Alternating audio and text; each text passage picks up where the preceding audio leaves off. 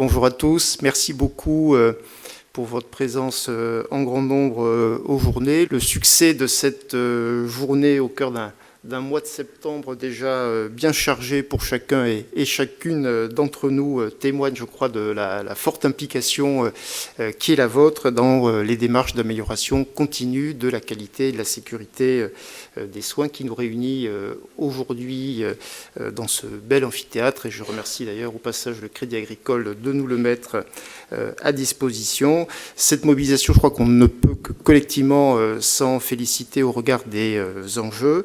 Je voulais également remercier la Haute Autorité de Santé, en la personne d'Anne Chevrier, d'avoir fait le déplacement jusqu'à nous pour commencer, et puis surtout de nous accompagner, de vous accompagner dans la mise en œuvre du processus de certification.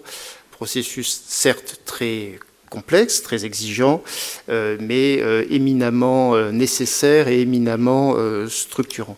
Merci également au CECA, docteur Pourrin, et l'ensemble de l'équipe. Le CECA, c'est notre structure régionale d'appui avec laquelle nous venons de contractualiser une nouvelle fois pour 5 ans et avec qui l'agence partage un programme de travail ambitieux pour les 5 prochaines années sur lequel on reviendra également au cours de cette journée. Merci enfin à l'ensemble des intervenants qui ont accepté d'intervenir au cours de cette journée et qui vont nous faire profiter de leurs expériences et de leurs travaux tout au long des ateliers qui vont s'enchaîner. Alors la démarche de certification, elle n'est pas nouvelle, ou s'en faut, désormais, elle a plus de 20 ans. Et ça fait plus de 20 ans qu'elle contribue au développement des pratiques professionnelles, qu'elle nous permet d'améliorer la performance des organisations au service de la qualité et la sécurité, la prise en charge des patients. Cependant, et c'est ce sur quoi moi je souhaitais essentiellement insister dans le cadre de cette introduction, des évolutions récentes ou des évolutions en cours, des évolutions qui sont prochainement à venir, vont nous engager à modifier ou non, nous ont déjà engagé à modifier notre façon de voir la qualité, notre façon aussi de faire vivre la qualité au sein des établissements. Le contexte national et les réformes actuelles ne font que confirmer l'importance capitale de ces démarches. Le constat, je crois, partagé du fait que la gestion des risques est plus que jamais au centre de toutes les attentions, et tout particulièrement depuis la crise Covid. Le développement des dispositifs d'évaluation des pratiques professionnelles qui s'étendent au-delà des structures, mais qui finissent par aussi concerner les praticiens et les équipes de soins. L'expérience patient, Monsieur Charpentier reviendra probablement tout à l'heure, qui fait désormais partie des items qui sont systématiquement évalués. Et puis bien sûr les réformes du financement qui font depuis plusieurs années et de plus en plus normalement la part belle à la qualité du service rendu. Alors dans ce cadre, l'Agence régionale de santé, bien évidemment, va continuer de s'impliquer dans ces démarches d'amélioration continue de la qualité et de la sécurité des soins, et ce, dans ses différents rôles, dans son rôle de planificateur et de régulateur, dans son rôle de financeur des établissements, des différentes structures, et puis bien sûr dans son rôle d'accompagnement des structures également. Et donc c'est la raison pour laquelle l'agence a mis à profit l'actualisation de son schéma régional de santé pour mettre l'accent sur cette dimension qualité et sécurité des soins, et ça a donné lieu particulièrement à une feuille de route qualité et sécurité des soins qui vous sera présentée tout à l'heure par Sophie Bonneau-Martagex. Et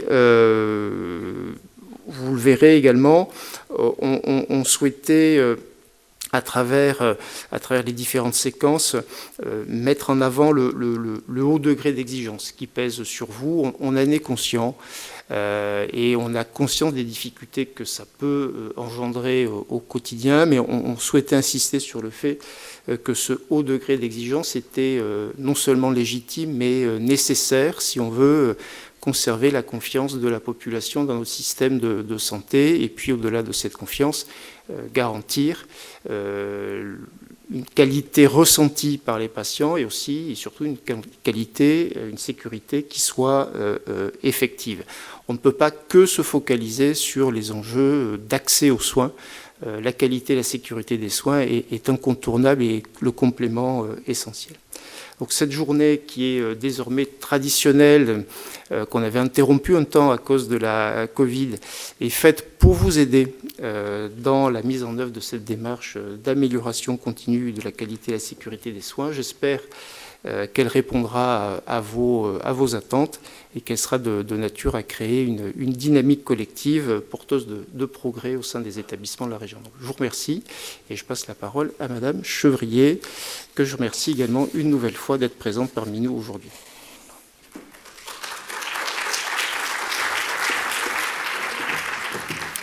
Eh bien, merci beaucoup. Merci, Monsieur Pratt-Marty, puisque l'ARS, en collaboration avec le CECA, organise cette journée. Et je suis aussi ravie que vous ayez associé France Asso Santé, puisque vous savez que l'engagement du patient est une valeur importante et chère à tous et qui est portée par la Haute Autorité de Santé. Donc, merci pour cette invitation. Moi, je suis toujours ravie de pouvoir saisir les occasions pour vous rencontrer. Je suis ravie de voir que vous êtes aussi nombreux aujourd'hui. Vous savez que on porte dans cette nouvelle itération une approche terrain, parce que persuadée que la qualité de la prise en charge des soignants, c'est avant tout en première main la main des soignants, mais j'y reviendrai.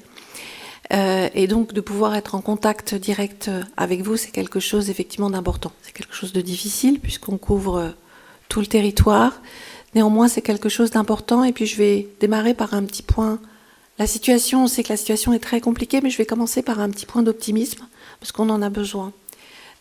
J'ai eu l'occasion de participer à des congrès internationaux et encore la semaine dernière à un congrès européen.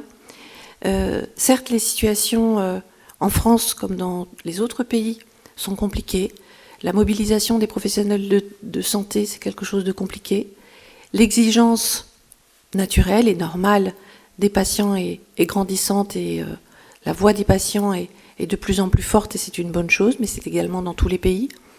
Et néanmoins, ce que l'on voit, c'est que, en France, on a quand même quelques avances, malgré tout. Et je voulais commencer par cette note un petit peu positive, parce qu'on va voir plein de choses où on se dit, oh là là, on a encore beaucoup de choses à faire, mais c'est aussi un phénomène souvent très franco-français, de voir ce qui ne va pas et de ne pas voir ce qui va bien.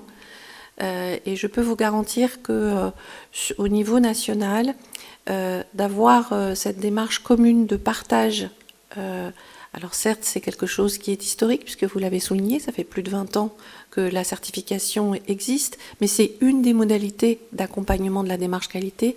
C'est certainement pas la seule, et on n'aurait pas cette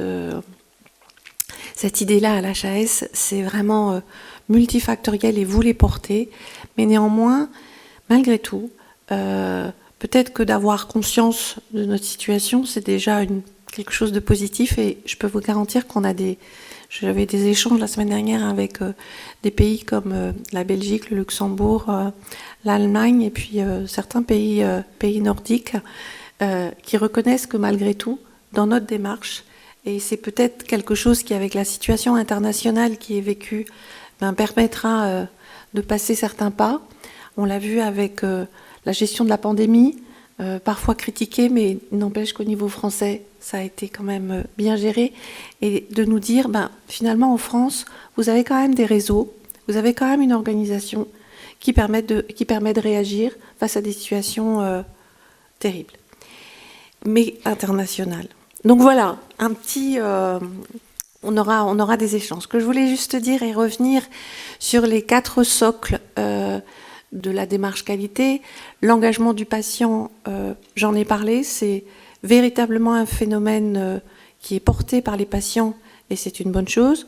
donc porté également par la Haute Autorité de Santé et sa commission des usagers, mais c'est un phénomène, encore, je vous l'ai dit tout à l'heure, international, et c'est normal, c'est le bon mouvement. Il y a tout ce qui est culture de la qualité. Donc, culture de la qualité, de temps en temps, certaines équipes, et c'est le retour qu'on a des visites, c'est un peu comme Monsieur Jourdain, certaines équipes ne pensaient pas qu'ils avaient une culture qualité, et pour autant, quand on regarde ce qu'ils font, c'est-à-dire qu'ils ont des indicateurs, ils saisissent, quoi, ils ont une bonne maîtrise de leur activité, ils ont un travail collaboratif, et ils ont cette démarche de je mets en place au regard des retours qui m'ont été faits d'événements ou de presque événements ou de retours d'équipe, recours de patients, je mets en place certains indicateurs, puis je me fixe une cible, je mets des actions, je les mets en place, puis je regarde si ça améliore le système. Et quand on leur dit ça tout simplement, ben finalement, ben oui, ils en font déjà. Puis certains autres, malheureusement, on voit qu'il y a une insuffisance, parfois absence, mais souvent insuffisance de cette démarche-là, parfois pris par le quotidien, mais il n'empêche qu'au long cours, c'est un petit peu problématique.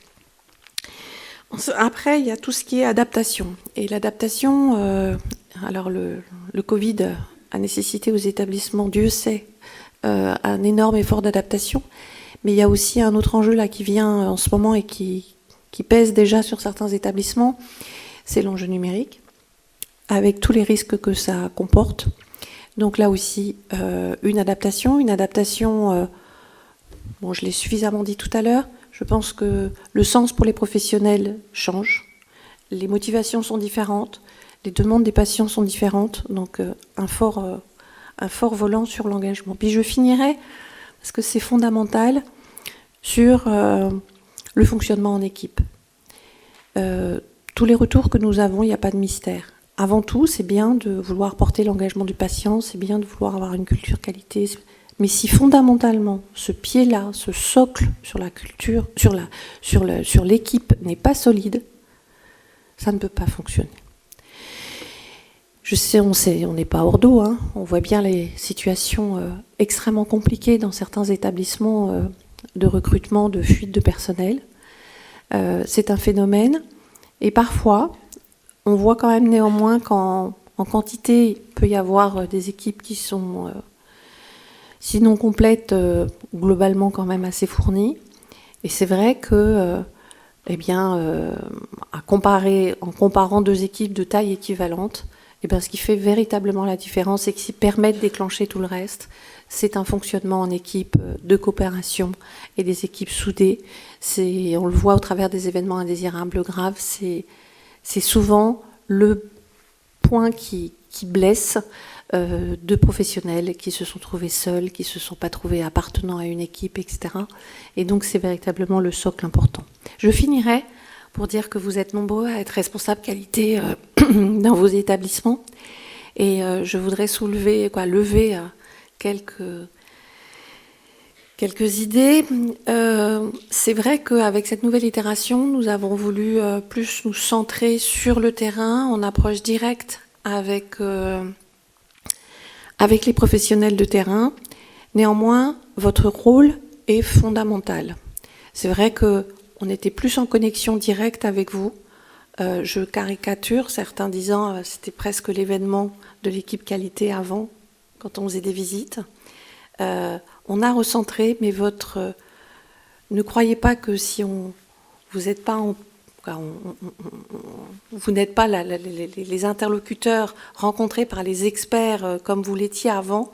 Néanmoins, on est persuadé, et c'est fondamental, on sait que sans une équipe qualité, il n'y a pas de chef d'orchestre.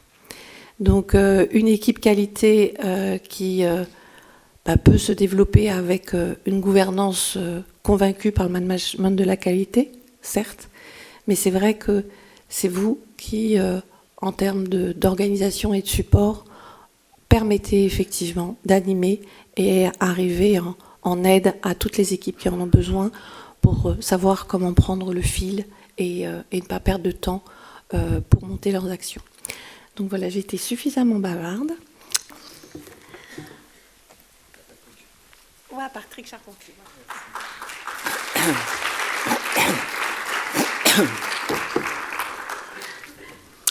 Alors bonjour à vous toutes et tous. Moi je tiens également à remercier l'ARS, M. Pratnarty, Mme Chevrier au niveau de la Haute Autorité de Santé d'organiser cette rencontre en Nouvelle-Aquitaine et bien sûr remercier Catherine et le CECA, mais aussi être très très heureux d'être aujourd'hui un partenaire dans la déclinaison de ce qui sera le système de santé de demain. J'ai coutume de dire que ce qui n'a pas changé au fil du temps, c'est la relation patient-soignant. Avec un vecteur qui a énormément évolué, c'est qu'aujourd'hui, la compétence de la personne malade qui n'est plus dans le déni doit être non seulement prise en compte, mais doit également régler les prises en charge du système de santé de demain. Et je crois que chacun dans nos missions, dans nos fonctions, n'oublions pas que s'il n'y a pas dans la rencontre cet éloge de la relation et du partenariat, de dimension collective demain, nous aurons peut-être du mal à relever le challenge de la santé. Alors on est dans une démarche de certification qui passe d'ailleurs, parce qu'elle a été modifiée ces dernières années par des objectifs de simplification et également, surtout, une valorisation de l'expérience patient. Alors je suis président de France Asso Santé. France Asso Santé, c'est actuellement 90 associations de personnes malades, de personnes âgées, de personnes retraitées, d'associations familiales, de consommateurs, de personnes handicapées. Donc une référence des publics et des populations que vous côtoyez au quotidien dans vos établissements. Et ça doit automatiquement passer par une meilleure valorisation de l'expérience des usagers. Nous sommes passés de différentes démarches de certification de la 2014 à la 2020. J'ai coutume de dire, et je l'ai déjà dit également à l'ARS, que nous avons vécu des certifications dans nos établissements qui n'étaient pas les certifications d'antan, qui étaient des certifications en période de crise. Et je pense qu'il faut aussi que, et à l'ARS et la Haute Autorité de Santé, vous puissiez prendre en compte qu'aujourd'hui, c'est en période de crise que nous avons mobilisé l'ensemble des personnels autour d'une certification. Donc, au nom un petit peu du président de France Asso Santé, mais dans une instance qui est importante dans l'ensemble de nos établissements privés publics, qui s'appelle une commission des usagers, je souhaiterais que, au niveau des présidents, des vice-présidents de ces commissions d'usagers qui sont installés dans tous les établissements privés publics de la Nouvelle-Aquitaine, il faut veiller à ce que ces représentants des usagers soient bien impliqués au niveau de la certification. Alors, je ne vais pas rentrer dans les détails. On sait très très bien qu'elle se passe en 3 temps. Le avant, le pendant, mais le après. N'attendons pas la V2000, je ne sais pas combien, considérer qu'entre-temps, il ne va rien se passer, il va se passer d'ailleurs l'essentiel. Donc je pense que c'est important qu'aujourd'hui, et moi je vous remercie au niveau un petit peu des professionnels qui ont investi la dimension de la qualité, parce que je sais que ça n'a pas été toujours très très facile pour vous, de pouvoir intégrer dans cette dynamique de la qualité, de la sécurité, de l'égalité des soins, le monde hospitalier. Mais je pense qu'aujourd'hui, on a sûrement cette capacité, dans une dimension d'équipe, comme vous le disiez, Madame Chevrier, de pouvoir relever le challenge. Je ne vais pas revenir sur les 3 temps, mais faites de grâce que la commission des usagers soit impliquée systématiquement dans la phase avant, pendant et après, à travers les ressources qui sont les nôtres à l'intérieur de l'établissement. Ces ressources, elles ont 2 niveaux. Elles ont ce que vous avez appelé l'expérience patient, la compétence de la personne malade, c'est l'alliance thérapeutique, c'est l'éducation thérapeutique, c'est la pérédance. Et je crois qu'on a absolument besoin aujourd'hui de pouvoir, dans l'art de la bonne distance, dans ce parcours de la reconnaissance patient professionnel, usager professionnel, on a besoin absolument de poursuivre la co-construction de notre système de santé. Il y a des expériences en cours, patient partenaire en cancérologie sur 7 établissements en Nouvelle-Aquitaine qui va arriver à sa phase d'évaluation. Je crois que c'est une piste qu'il est important de pouvoir améliorer, aider, financer, et on en arrivera à ce qu'est le témoignage de la personne malade. Qui mieux qu'une personne concernée par un cancer peut parler de sa maladie? Moi, je peux vous parler de ma prothèse de hanche, je la maîtrise à totalité. Et je pense qu'il y a besoin absolument de pouvoir avoir cette dimension d'écoute. À partir de là, donc, on entre un petit peu dans le champ d'investigation du patient, qui de témoin devient partenaire et qui peut devenir expert.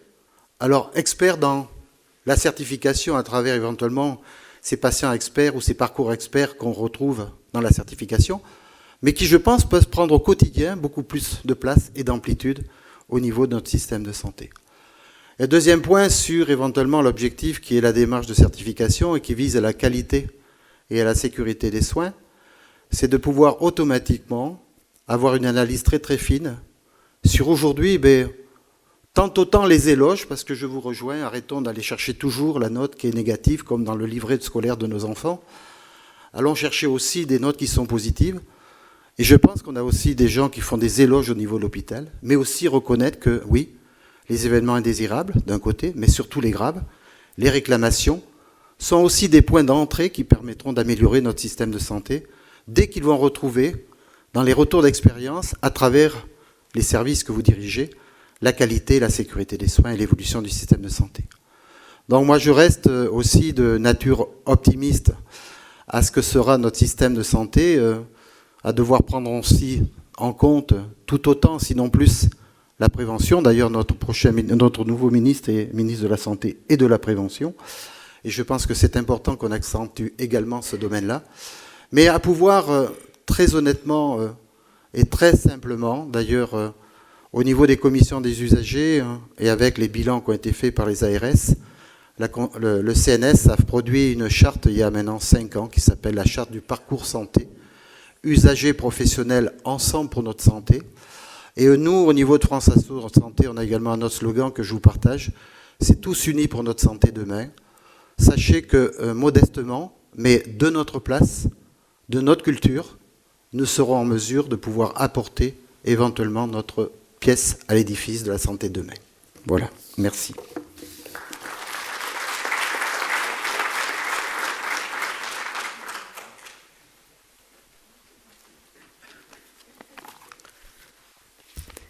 Bonjour à tous et toutes.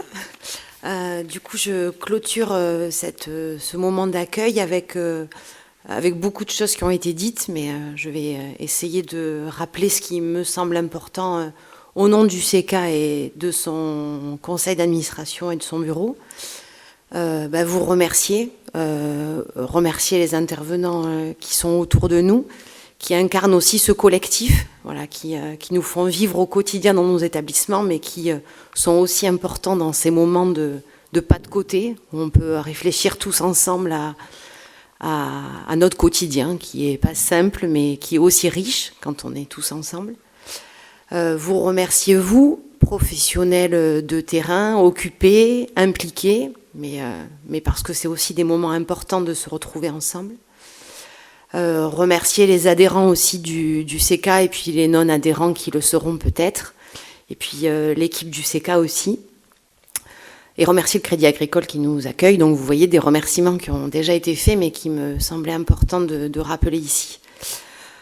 Au niveau du CK, vous rappelez aussi qu'on est une association. Donc pour ceux qui sont bénévoles d'association, il y a aussi une vie autour de tout ce que vous ne voyez pas, les coulisses un peu.